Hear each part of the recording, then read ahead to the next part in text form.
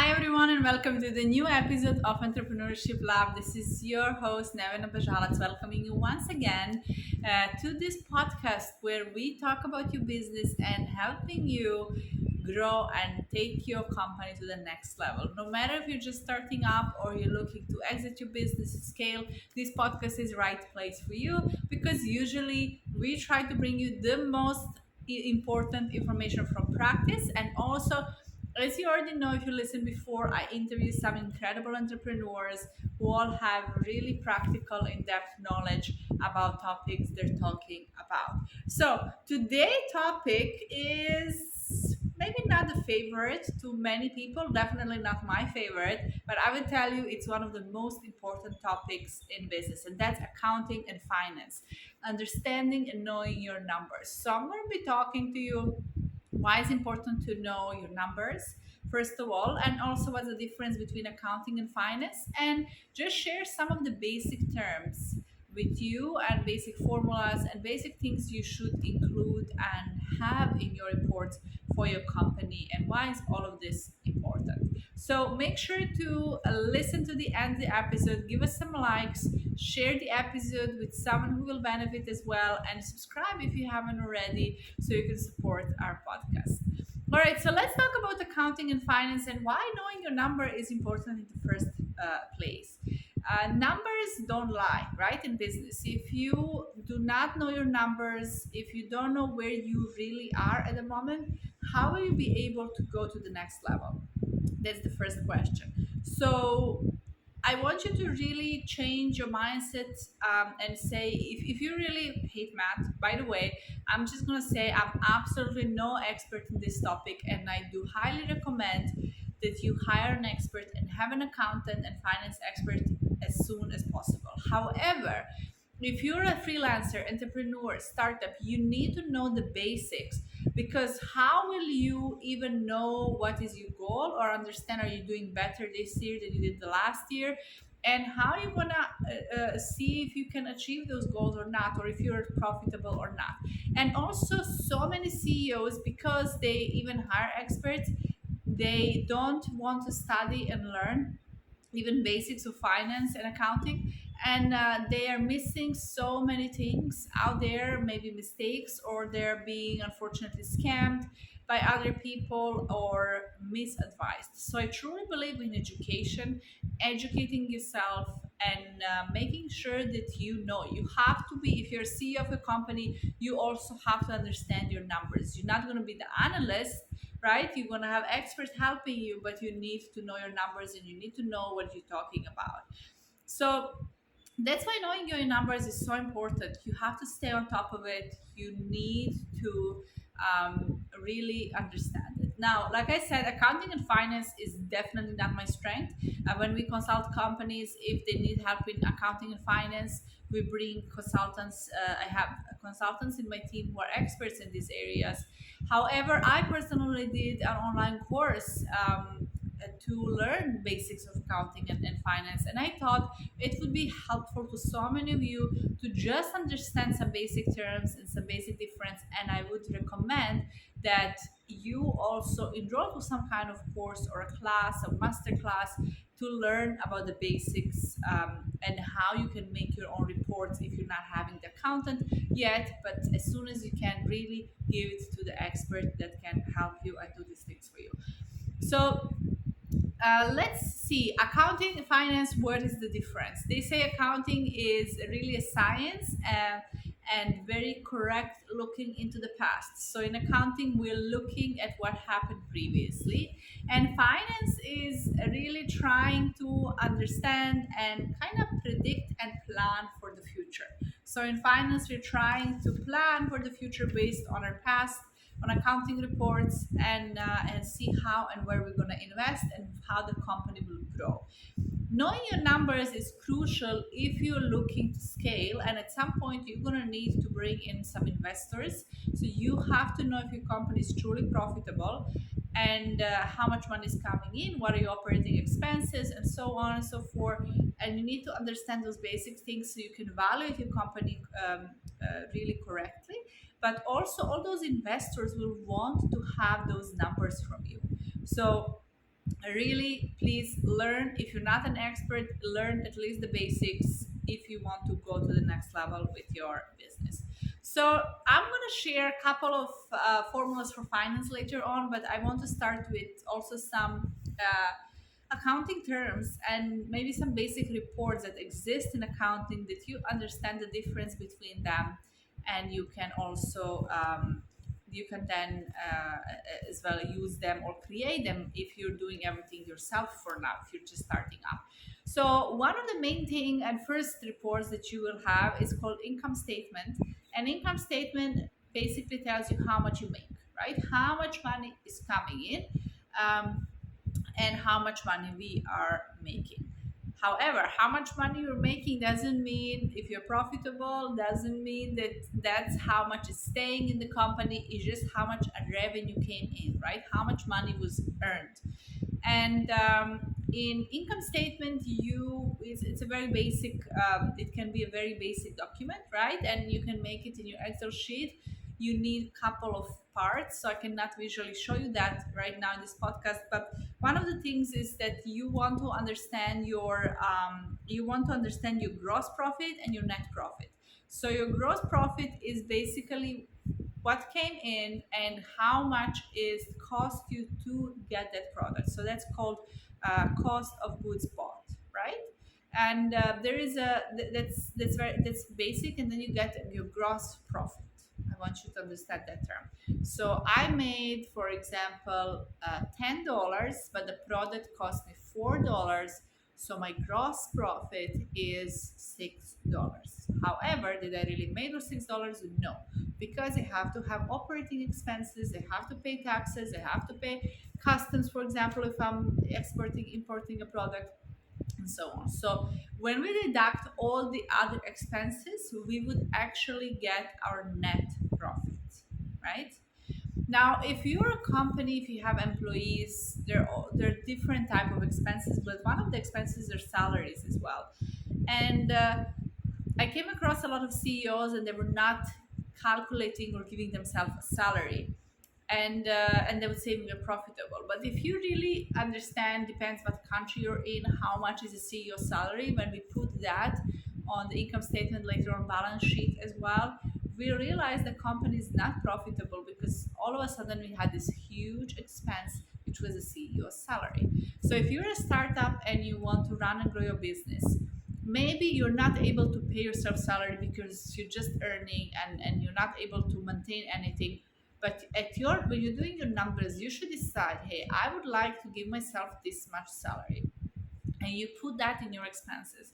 Because what's going to happen is that you're going to then have a more realistic picture of your numbers, if your company is profitable or not. You have to treat it as a company. And uh, and I think what's very important as well, to say in this is, if you can, you should be transferring from your company bank account to a personal bank account for many reasons, but main reason is taxes.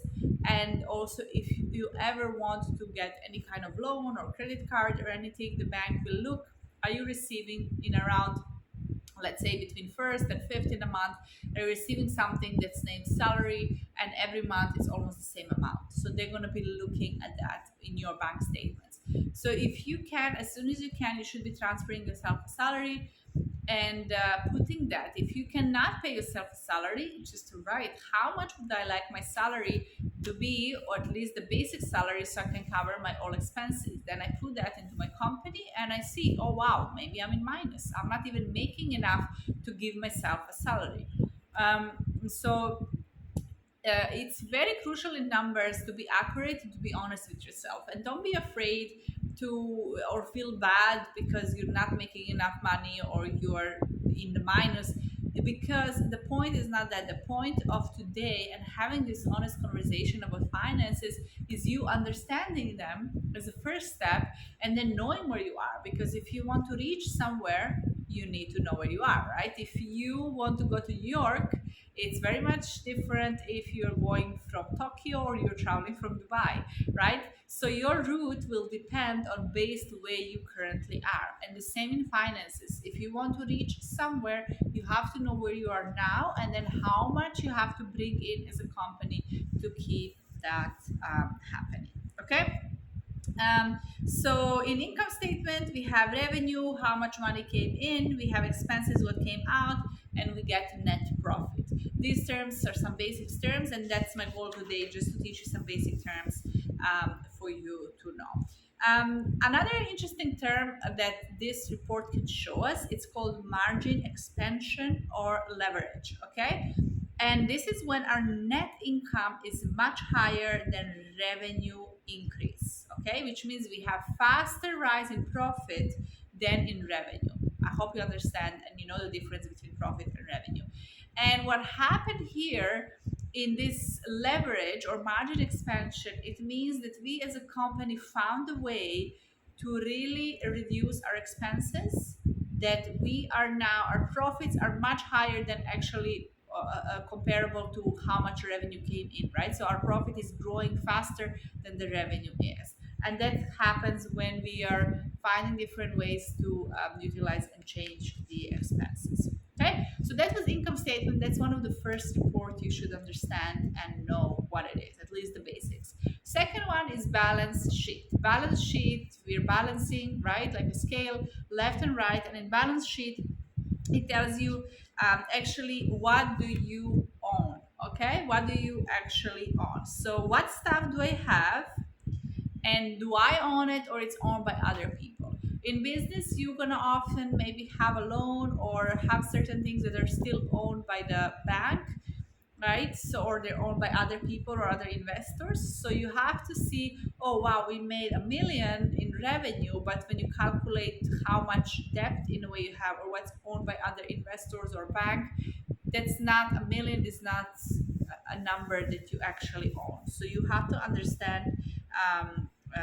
what's happening. And there are three terms you want to understand. There are assets, that's the stuff you own. There are liabilities that banks owns, and equity that people own, right? If you have investors or you're publicly trading your company, and there are stocks and things involved, so people are purchasing, they are also the owners of your company. That's the equity, right?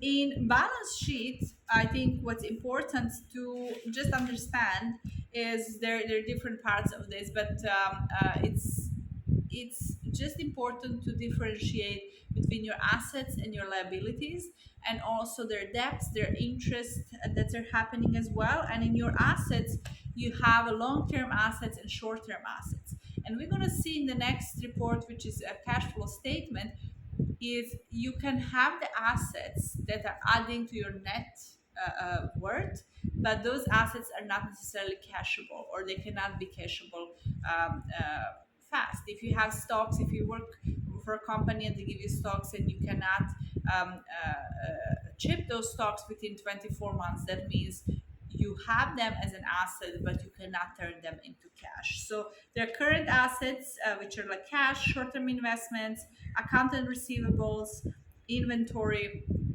and their long-term assets like building, land, machines that we have in our company, and so on.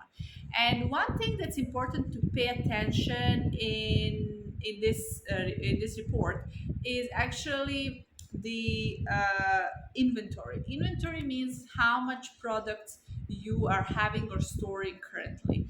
And if there is a huge increase in the inventory, for example, the company is growing, but they're purchasing a lot or storing a lot of machinery or a lot of products, this can literally destroy the company. So it's very important that your inventory is not significantly growing, that, or that you're taking debt. So if your debt as a liability is growing, maybe you took a debt to purchase more inventory, hoping you're gonna sell, but you're not actually sold it. So in this balance sheet, right? So you can have a cash, you can have accounts receivable as well, are important to mention.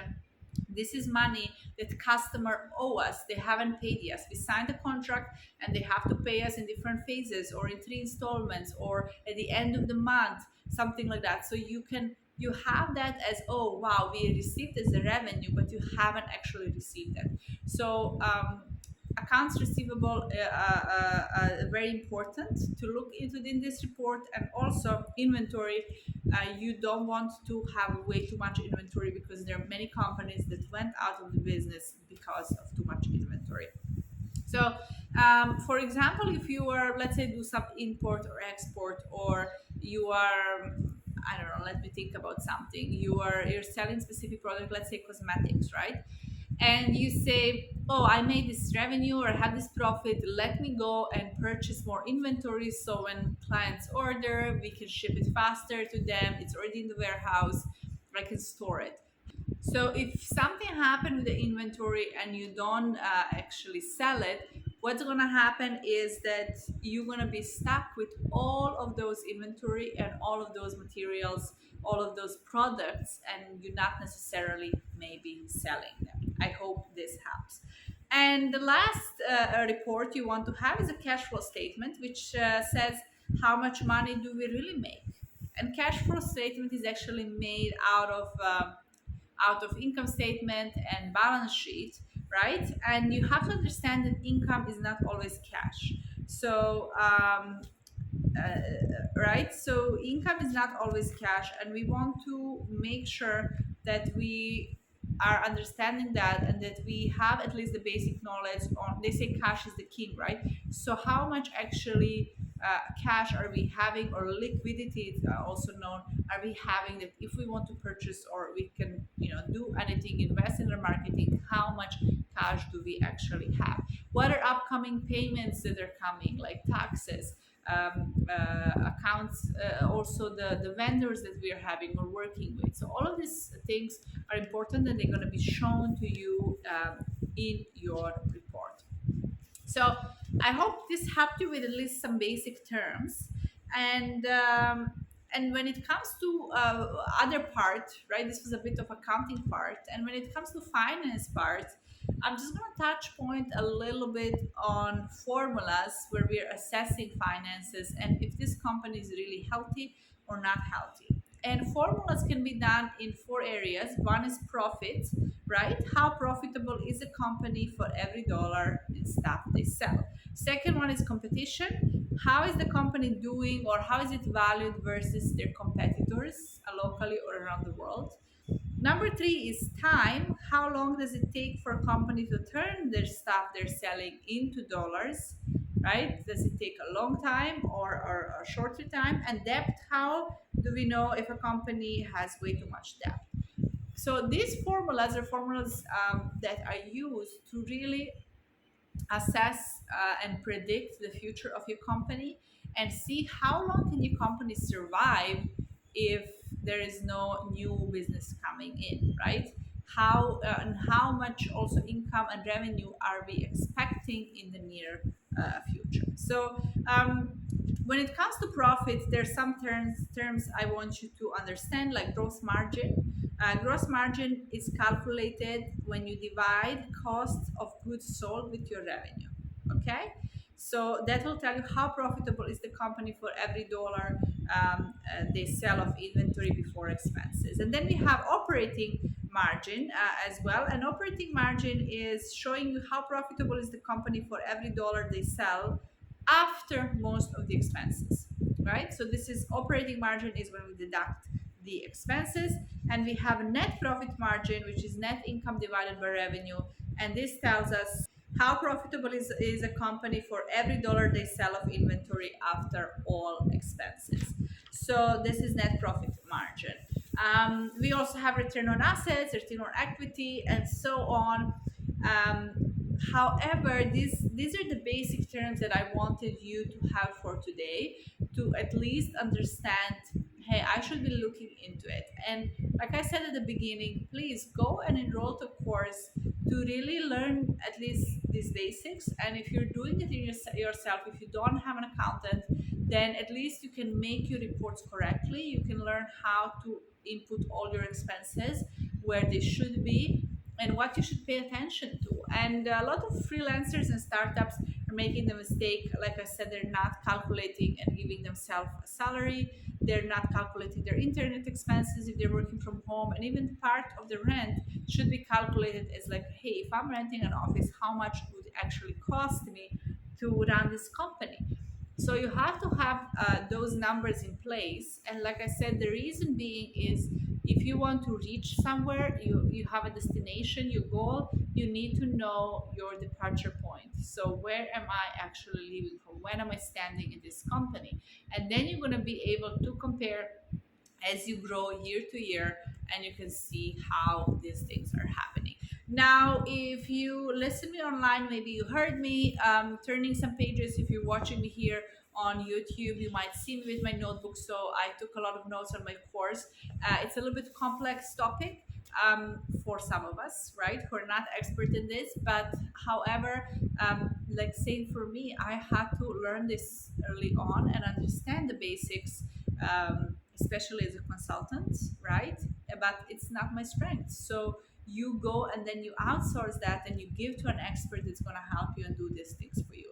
But don't undermine and don't look the other way from your finance and numbers, because this is crucial for the growth of your business and your company. I hope this was helpful. Again, just some basic terms out there to understand your business and your company growth. Make sure, like I said earlier, to subscribe if you haven't already. Download this episode, give us some likes and comments below, and share it with at least one person that can benefit from this episode. Thank you for listening, and I see you in the next episode.